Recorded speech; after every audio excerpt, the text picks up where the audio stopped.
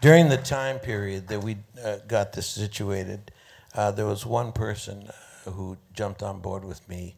We had met at the original groundbreaking of the Sundance Institute back in 1979. 81 was it? That was the first year? I thought it was 79. But let me tell you, Tommy and I got together there, and he became one of my closest and dearest friends, and an artist of profound effects, Tom Bauer. Thank you. I've always wanted to say this. I want to thank the Academy. Only taken us 35 years to get here, but look at this audience. Fantastic. Yeah. Wow. Wonderful.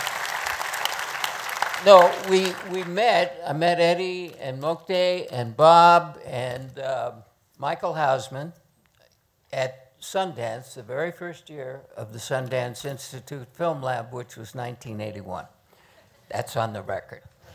And because Mocte had the money from NEA, NEH, Corporation of Public Broadcasting, he had the story, he was generous enough, because he was busy with Milagro 20 War, to say, you guys want to run with this? Well, we did.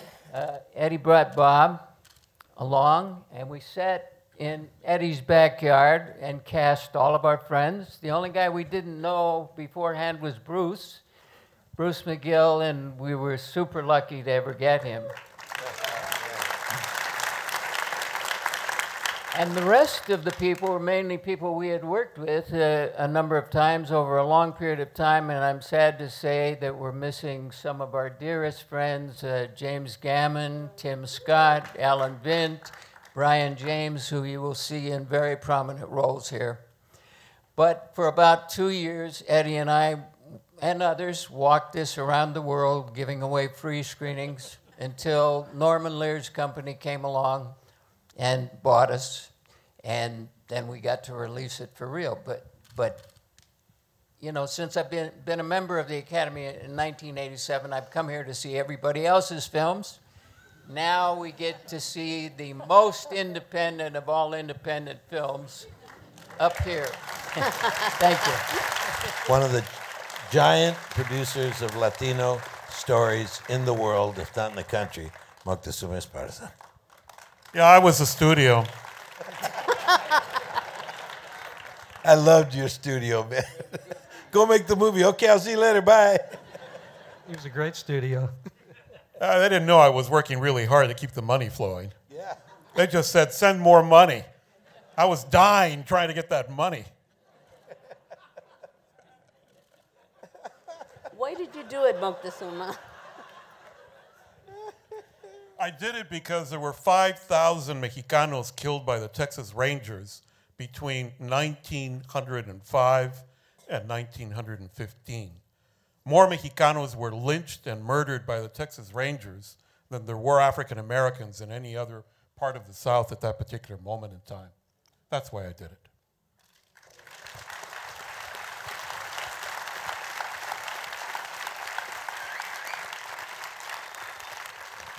I think that one of the most significant things about this film is the way that it speaks to us now, how we see the other. You know, whether we see them as an enemy, something to fear, or we see a person with compassion and understanding. What is it about this film made by all these people that enables us to see a film and feel that, which is very hard to do. It's not easy. It seems like a simple trick, but it isn't. I will share that Edward James Olmos is completely telling the truth. I came to him and I said, who do you want to direct you? This was backstage at the Mark Taper Forum after I saw him perform in Zoot Suit as El Pachuco. And that was 2 years before we actually got to make the movie.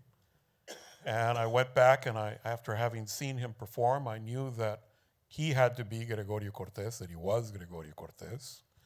and that my job was to just empower him. So that's what I did. Thank you. Thank you.